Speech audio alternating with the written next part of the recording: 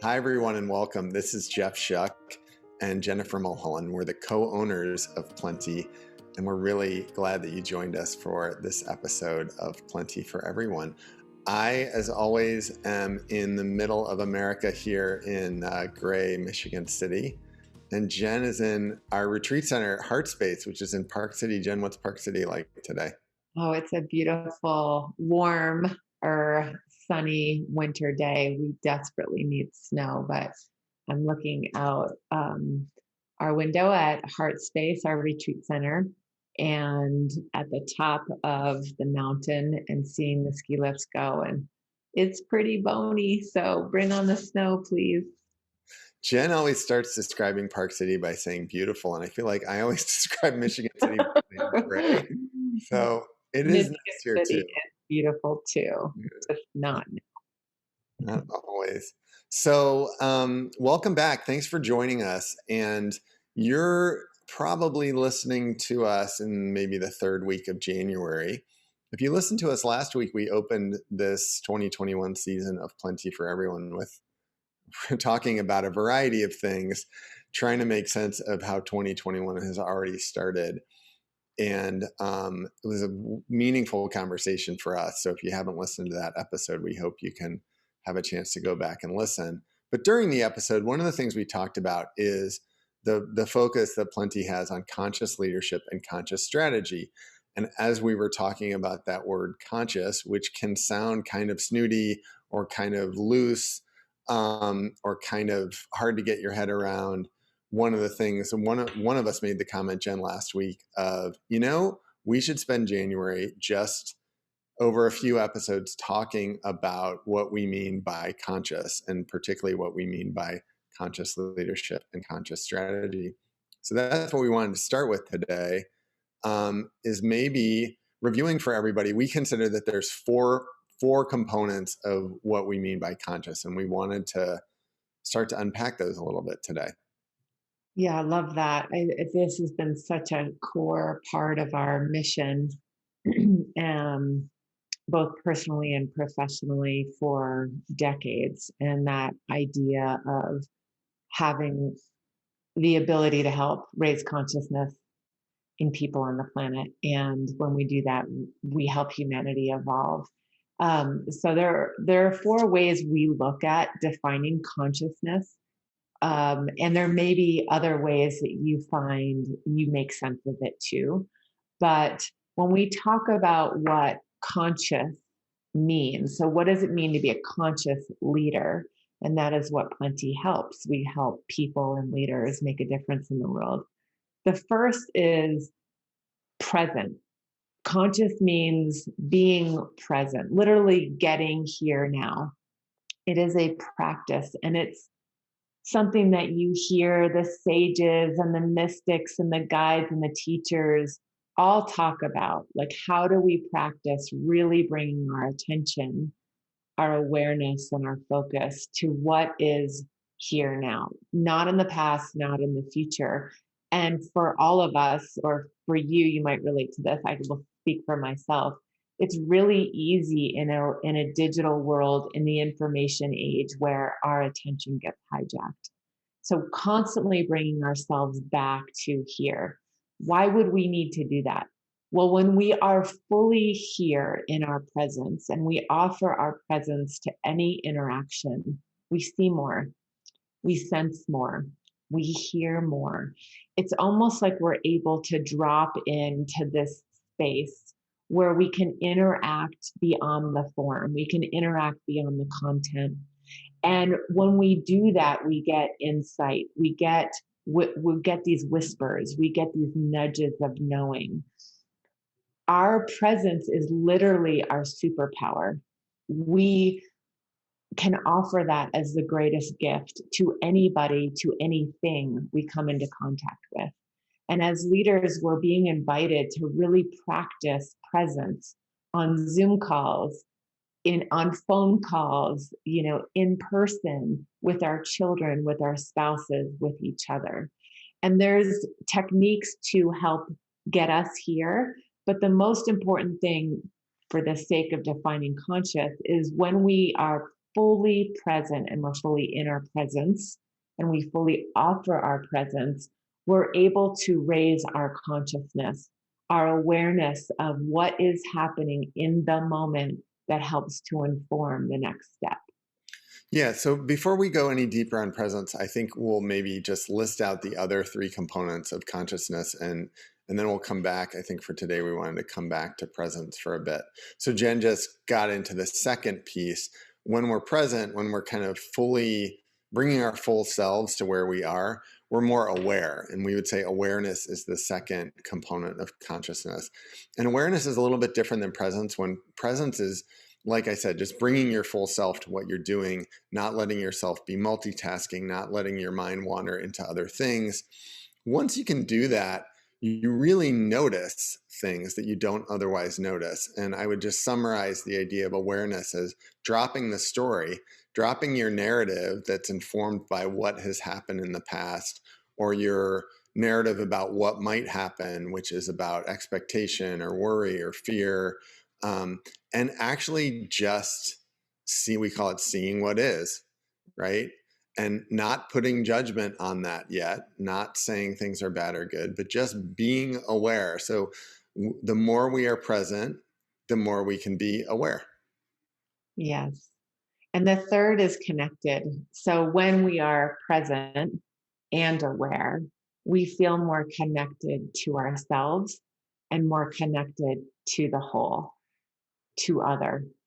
And that idea of connection is really at the backbone of what consciousness is, that we are all connected to each other. We're connected to something bigger than ourselves, whether it's this like mysterious soup of intelligence, or whether it's a higher power, or whether it's a higher plan. But we're part of the whole, and all we have to look to nature to see evidence that everything is connected as part of a larger ecosystem. We're part of that larger story, that larger ecosystem too. And so when we talk about being connected, we're really looking at being connected with knowing who we are, knowing what's rising when we are present, and when we become more aware of seeing what is, we're able to tap into the grand intelligence that makes up consciousness itself. Yeah, I love that. Like consciousness isn't just about being a solo operator, right? The more present and aware we are, the more we see our interrelationship with the world around us. And the last component, which I would tell you openly, is something we've added this year after watching last year and the beginning of the year play out, is wired for good. So a conscious leader is not only present, aware, connected to the people and world around them, but is wired to create some beneficence in the world, right? It's wired to um, contribute positively to the world around them. And it's we went back and forth, honestly, Jen, about, do we need to add something like, isn't it understood that a conscious leader acts for good? And after just kind of watching people march into the capital of the United States, we said, nope, sounds like we need to add that that Right. in. Conscious leaders, hello people, conscious leadership is also about acting for the benefit of more than self, right? And knowing that through service to others we serve ourselves.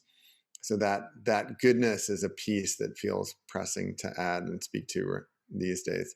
Yeah, and that kind of ties back into, they all work together. So in the example of why we felt like it was important to, you know, include being wired for good, is conscious leaders are present, aware, connected, and they understand the impact of their actions, the impact of their words. They're not oblivious to it. Conscious means literally you're woken up. You're so when we talk about exploring, like, conscious leaders are here to make this world better.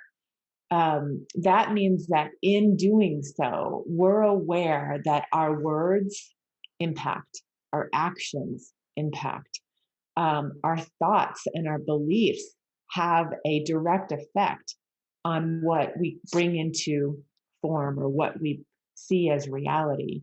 And therefore, we can be stewards of good if we know that we're that powerful. So, that idea that, you know, as we increase our consciousness, we increase our impact, we increase our influence on others. And we intend to do that and use that to create a better world, to create a better society, to create healthier family systems, to create high functioning, performing teams. Whatever that answer is for you, that wired for good is the idea that we're here for a purpose. We're here for a really important reason, not to destruct, but to construct and to build upon and improve and elevate our lives, ourselves, and the planet that we're here gratefully to be upon. So this is the area, like you can see, we just take out a lot of territory, and this is the territory we want to explore, not just today, but maybe over the next few weeks. About and Jen, I love that you said that everything's interdependent. I think what we'd say is don't think about it like a straight line, even though maybe you have to be present to be aware, but it is more like a diamond. Like these things all emphasize one another, and the more we are connected to the world around us, the more we want to help the world around us, the more we help the world around us, we're present to the need and so forth. So it's not necessarily a linear thing, but we're not going to try to tackle all of this in one podcast. So maybe to come all the way to the where you started, Jen, is presence. And boys, I mean, this is a topic you've been talking about for years and years and years, and Plenty has been exploring for at least 5 years. But you said something this morning that I think was really right before we started recording that was really helpful. And I stopped you and said, wait, let's turn on record, because it was an illustration of probably a feeling everybody who listens has had, but you took it one step further and were more present about it. So just to kind of fill people in, we were starting the day today, kind of recapping our week and talking about what we still need to do and how the week went, and just kind of a morning meander over coffee. And we were talking about yesterday was Thursday for us, and it was a really busy day. We had a lot of meetings back to back.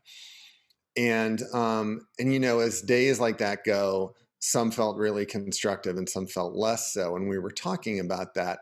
And Jen took it one step further to the level of presence. And you said something to the effect of, I'm interested. I'm interested in what changes the feeling. What is it about the meetings that some meetings feel really uplifting and some meetings feel less so? And it was such a great freaking question, because it not only is the question itself great, but in asking the question, you illustrated a presence, like an ability to inquire, to notice your own feelings, right? And then to inquire about them. And even further, you kind of hinted at like, wow, I notice when I start to get distracted. Like I notice when I'm more present, I notice when I'm not present. So that's a couple pitches I just threw over the plate, but I'd love for you to take a big swing and hit some of those, hit a couple of them back. So many thoughts. Yeah, I think this morning, since we have gone virtual, a lot of our work at Plenty has shifted the way it's delivered. And, in 2019, prior to COVID hitting, we were on planes every other week, flying across the country, facilitating workshops, having executives and leaders and teams come to Heart Space in Park City for our retreats. And there was a lot of human interaction. And when we're together in human space, when our fields are mixing, you can sometimes more effectively feel presence, right? Like you can feel the impact of what it's like to be in somebody else's field if you're paying attention. Like if you're literally, awake and aware of looking at, well, what does it feel like in my body to share space with this person, share conversation?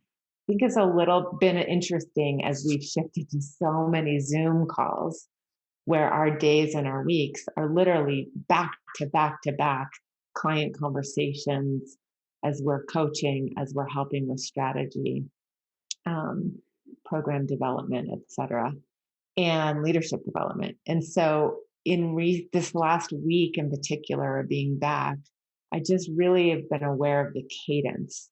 And this morning, as you just teed up, I was just felt myself being curious of what is it that shifts the feeling or shifts the quality of the interaction and quality of the meeting, so that I'm either feeling inspired and excited and like, yeah, that was awesome, to, oh, that was really depleted and what the hell happened on that meeting. Or to your point, we talked about yesterday, really noticing when I'm checking out, like the moment I want to go check my text or email or respond to something that has come in. Now I realize in that moment, right before that, I got disengaged, like something like, lost attention for me. And I think it's just such an interesting cue that I'm curious about. When do I do that? When does something, hijack my attention? But when do I just lose interest where the feeling is not so fun anymore? It's not so engaging that I somehow check out. And I was saying earlier, and I'm curious about this too, like the macro of the meeting has its own vibration, own impact, own experience. But within the meeting, there's highs and lows, right? There's like some pieces where you really get into it. It feels really juicy and exciting and engaging. And other times it just feels like, I don't need to speak. I'm just kind of going to be a wallflower here, and or just listen or observe. And this is what presence does. When we are slowed down enough to really take in what is happening, oftentimes it's not so much what's being said, it's how it's being said and shared, where we come from, that creates the quality of the interaction, the quality of the connection that we're seeking. And I would say for myself, and I know this for you too, Jeff, we are seekers of connection. We want to be connected deeply to ourselves, knowing who we are, and we want and yearn for deep, rich, authentic connection with others, especially our clients, like creating value for them, and for ourselves in the process. So, I think I don't have an answer, but I'm really curious about when the energy, the quality of the meeting dips, when it rises, and what is the equation, like what's causing that. Yeah. And do I even need to know what is causing that, is an interesting question in and of itself. Like, I don't, my mind wants to put an answer to it so that I can ensure that all of our meetings are really high quality and engaging. And but what if this is just the soup of life, right? We have dips, we have um, elevations, we've got expansion, we've got contraction, we've got good feelings mixed with not so good feelings. And that being the natural course of how we interact, we wouldn't be able to see or sense that if we weren't present. We would just be on the automatic hamster wheel, churning and taking one meeting to the next, to the next, to the next. And I think as conscious leaders, we have such a huge opportunity to slow down and say, how does it work for you? What is that feeling you want to offer in your presence? How do you want to receive it? And how can you collaborate or co create with others in order to make your interactions as high quality as possible? Yeah, there's a few things. I love what you're pointing to, and there's a few things I'd highlight for people listening, and maybe I'd start by saying, in our coaching work, that we sometimes get, people get twisted up between presence and awareness, and then kind of the common, joke is like, you know, the more I'm aware, the less present I am. Because how can I be aware of what's happening? As soon as I'm aware of what's happening, doesn't that mean that I'm not present? Because then I'm thinking about something else and kind of like twisting themselves in knots a little bit. And I think like one to that, we always kind of say like, slow down. You can just start where you are.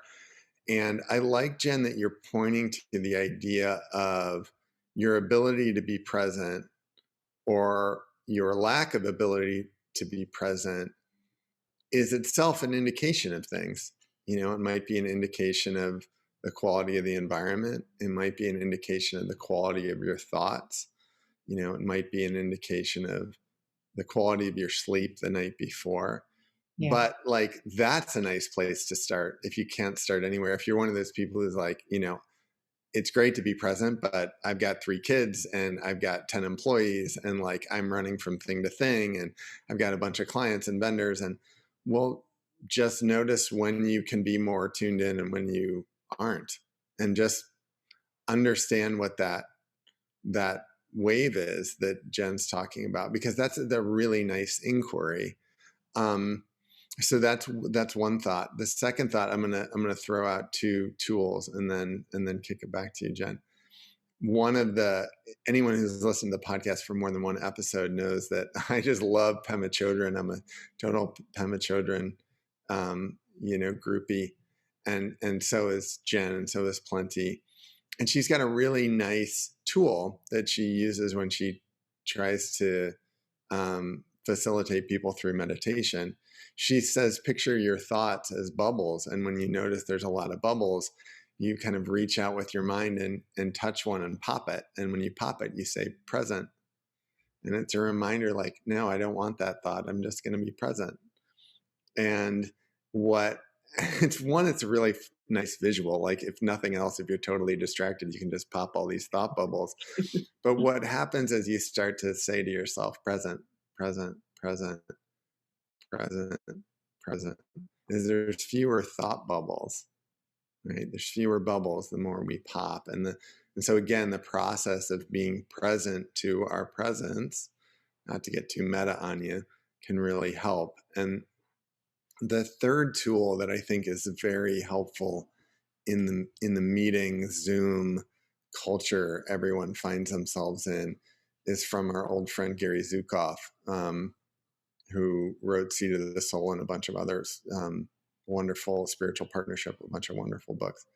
And he just gives a very simple narrative about being present. When you feel like you want to be quiet, say something. And when you feel like you need to say something, be quiet. And part of the practice is just to be attuned to things. But I often notice in meetings that I get antsy in Jen. I kind of get I need to say something, and then if I can't get a word in, it's like I open up the browser, and then all of a sudden the New York Times I'm reading it. And I think that, like, I love the Zukov thing because it's just like, well, wait, do I need to say anything? And what would happen if I challenged myself to listen a little bit more?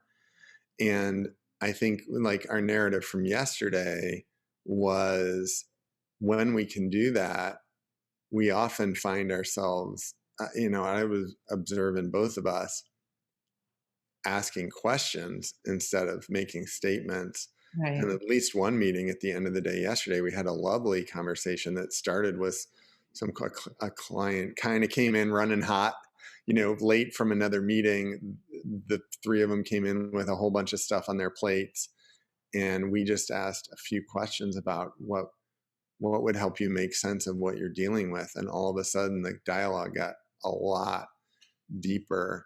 So I'm just wondering about that, Jen. And then what I know you always talk about is be careful not to put too much emphasis on the tool, right? Right. And that said, there are great tools. I love those. I think 2 others that come to mind. One is from us, is that really works for me is to drop in. So when I notice I am not here, oftentimes how it plays out for me is I feel I'm in my head. So I'm interacting very mentally, but I'm not in my body. It's very mental exchange. It's thought. it's responsive, it's very analytical, or it's very you know left brain interaction. And so when I say drop in, I literally can feel myself sink into my seat. And I ask myself, I feel, I see, I hear, I sense. Like in this moment, I feel I'm supported by my chair. I'm heavy. And I drop in literally, like I get back in my body. And what do I hear? Is there a noise in the building? Are there people talking? Do I hear a bird? Like what's the sounds that are coming in this moment? What do I see happening, like trying to expand my awareness? And then what do I sense? And that helps me get right into this moment, whether I'm on a call or whether I'm out in nature. It just helps me expand my awareness a little bit, by using my presence as the anchor for that awareness. The second is a little bit zoomy that Jeff, you and I have been talking about a lot, but this sounds so simple. So if you're finding that you're on a lot of Zoom calls, and some of you may not be, but if you are, to shut all the windows off besides the one that is your Zoom camera, is really helpful. And not only close them down, but literally quit them. So there's no beeps and sounds and alerts coming in from your text or email. Oftentimes we're on calls and we hear the alerts coming in on other people's, you know, Mhm. sounds on their computer. It's super distracting. And it sends a signal that, oh, you don't know how to manage your environment, Mm. right? Because you're not really here. So shutting all that down, turning it off, and literally under your camera, turning off your self view, which was a tip somebody gave us. I'm sure Yeah. not, we're trying to remember who a while ago, but it has been game changing for us that when you're on camera, you're not looking at yourself. Because think about it, in a meeting, you're never looking at yourself unless there's a mirror in the room, right? And so, or as Debbie Ford says, you're always looking at yourself because everybody's a reflection of your light and your shadow. So That's another there's episode. that's another episode. But it has been really helpful to get here. So I'm not like constantly fixing my hair and looking at my lipstick and like, do I, look centered? All of that's turned off. So I'm actually having a conversation. And that has really been helpful as a tool to practice presence. I'm sure, and we know there's so many other tools, and we'd love to hear what works for you. So please let us know, or comment on this episode and share with us your tool of how you get here, like what works for you to be present. For many of us, it changes in different environments. I find myself it's easier to be present in nature than Yeah. it is oftentimes, when you're on a call and your kids are around and you're trying to making dinner and multitasking. And I think this is a practice of how we raise our consciousness as leaders, using our presence as our superpower. And it's not easy at times, but it is within all of our ability to choose to practice, getting here now. Yeah, I love that. And that's kind of a nice way to I guess segue into what we're going to talk about next week. I love that you brought up, and I just want to speak this into the one more time. It's easier to be present in some situations than others. And even last week after our episode, we had so many wonderful comments from you, all of you out there, and thank you for those. And more than one person actually said, I was on a silent retreat over break, or I was on a yoga retreat, or I was, practicing meditation. And, in those places, it's so much easier to be present. And so Jen and I acknowledge that, and we each have our own practices that allow us to be more present at times than others. But there is another thing beyond that what if we could bring that everywhere we went, right? What if we could help ourselves and we didn't need to go away for 7 days in silence, and we didn't need to do a 2-day hike up the mountains. What could that look like for us? Not saying it's always easy, but that is on offer. And, especially now more than ever, there's tools like the ones we've shared and structures. For example, not letting yourself have 8 1-hour meetings in a row every day. There's structures that not only we can put in place, but really that we're being called to put in place so we can be here now. And Yeah. when we are here, we can be more aware. We can see how connected we are. We can act for good. And I think next time, Jen, next week, why don't we talk about awareness and what comes when you can actually be here and confront the stories that you are telling yourself and free yourself of those. I think that's a great thing for us to explore the next time we get together. Yeah, and maybe this next week or whenever you're listening to this is really intentionally look at what is on your plate and see what can come off. Because oftentimes we're in a habit of adding to more, more, more. Yes, yes, yes. And I think COVID, I would just speak for ourselves, really has created an environment to slow down and question what is really additive, and what takes away, what's depleting. And so if we're on the yes train and we have too much on our plate, it's really challenging. We're self-sabotaging our ability to practice presence. That may be a PhD. You might want to work up to it, in terms of your ability to be present with so much going on. But we all have oftentimes the ability to choose what we say yes to and what we say no to. And oftentimes when we say no to something, we create more space for us to say yes. That means fully getting here and bringing our superpower to whatever comes at us, whatever we're interacting with during the day. So yes, I love that the next, episodes will explore awareness as it relates to conscious. What does it mean to be a conscious leader? And again, to recap, it means being present, being aware, being connected to yourself and others. And it means being wired for good, that you are up leveling, that you're helping contribute to the evolvement, the spiraling up, the goodness that we all have the ability to contribute to make this world a better place. Love that.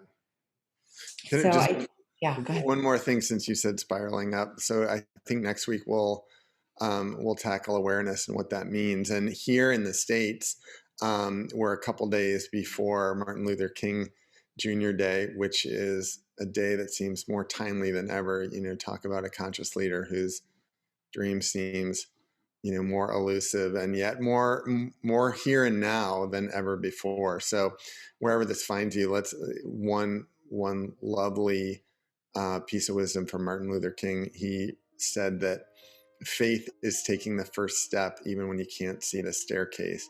And so may you have the faith in yourself as a conscious leader that you can be present and be the change that you need yourself and the people around you need you to be. Wonderful. Thank you so much for tuning in. We really appreciate your support, and we're watching whatever forum you chose to hear this from. Please subscribe, share this with your friends and colleagues if you find this meaningful and supportive of your path. We are so grateful to help create a world of plenty for everyone with you. And we'll talk to you soon. Thanks, everyone. Bye, everybody. Bye.